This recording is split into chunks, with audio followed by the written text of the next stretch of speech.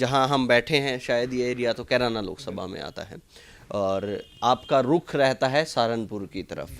और मैं पिछले कई दिनों से एक चीज़ देख रहा हूँ कि जो गठबंधन जयंत चौधरी और अखिलेश यादव मिले हैं, उसके बाद सीट शेयरिंग की बातचीत हुई है और कांग्रेस भी इसमें है और लगातार जयंत चौधरी इस चीज़ को रखते आए हैं कि भैया जो गठबंधन है वो एक साथ रहेगा और हम एक साथ चुनाव लड़ेंगे और भाजपा को हराने का काम करेंगे।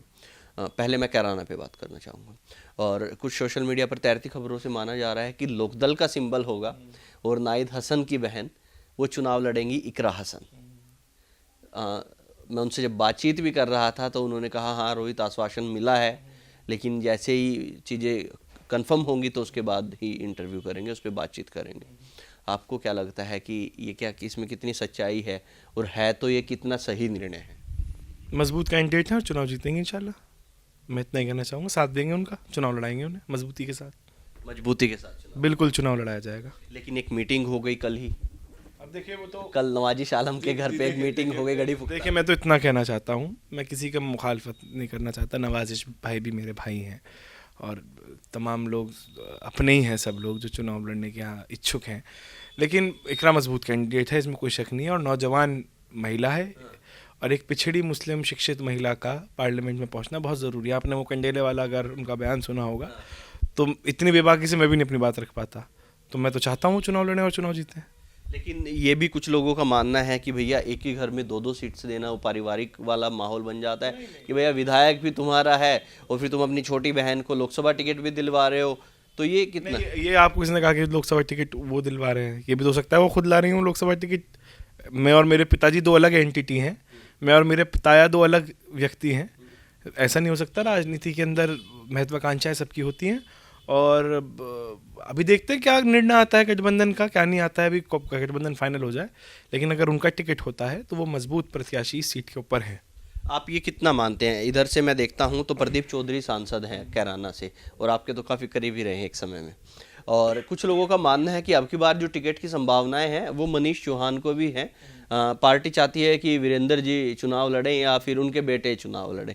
जब इस तरह का एक माहौल बनेगा कैराना में तो चुनाव को आप कैसे देखते हैं? हम जब आप दोनों को जानते हैं, मनीष को भी आप अच्छे से जानते हैं, आप इकरा को भी अच्छे से जानते हैं, प्रदीप जी को भी जानते हैं और वीरेंद्र जी को भी आप जानते हैं, नाहिद जी को भी जानते हैं, पूरे परिवार को आप जानते हैं। तो अगर मनीष और इकरा सामने चुनाव लड़े तो माहौल को किस तरह देख रहे हैं आप कि किस तरफ ये ऊँट बैठता नजर आएगा आपको? बहुत रोमांचक चुनाव हो सकता है हमारी सीट के ऊपर अगर ये हुआ, और मैं इतना ही कहना चाहूँगा। अब देखते हैं जिसके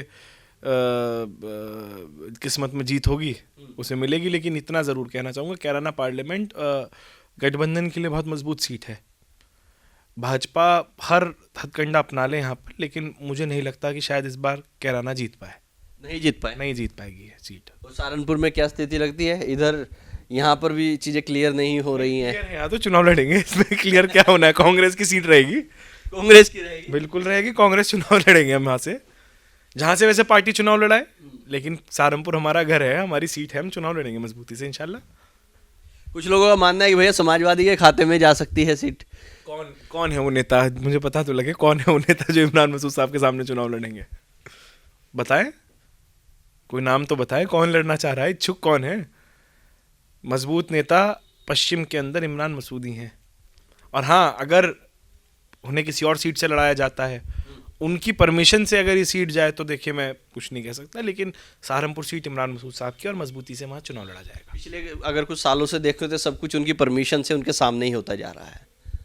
विधानसभा चुनाव में देखें या फिर देखिए उस चुनाव में तो मैं भी उनके मतलब मैं अलग पार्टी में था, वो अलग पार्टी में थे। विधानसभा का अगर आप चुनाव छोड़ें तो 2017 के चुनाव के अंदर सहारनपुर में 7 सीटें थी, 6 सीटें हम अपने खाते में लेकर आए थे, और एक जो सीट थी सिर्फ गंगो सीट छोड़ी गई थी, बाकी 6 सीटें हम अपने खाते में लेकर आए थे। गंगो सीट पर हमारे साथ खैर सिंबल का बेईमाना कर लिया गया था कि ये सिंबल हमें भी दे दिया था और सामने वाले का सिंबल कैंसिल नहीं किया गया था।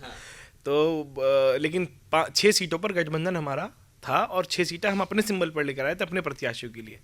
2022 के इलेक्शन के अंदर थोड़ा सा मिसकैलकुलेशन शायद ताया की तरफ से हुई, कुछ हमारे भी।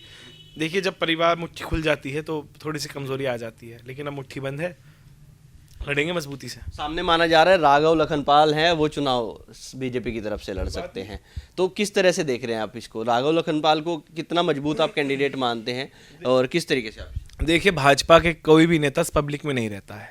बहुत कम नेता हैं जो पब्लिक में रहते हैं। राघव लखनपाल उनमें से नहीं है जो पब्लिक में रहते हो।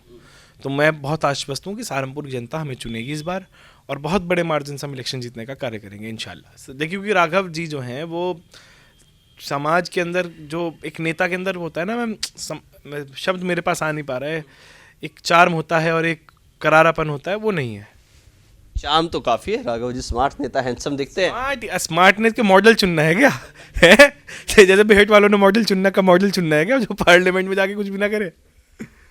और कुछ ऐसा देखते हैं कि सहारनपुर में कुछ बदलाव, क्योंकि अगर ऐसा होता है कि गठबंधन होके समाजवादी के खाते में चला जाए, 1% ऐसा माने, तो क्या फिर से पार्टी बदलने का काम होगा या क्या? हम क्यों पार्टी बदलेंगे?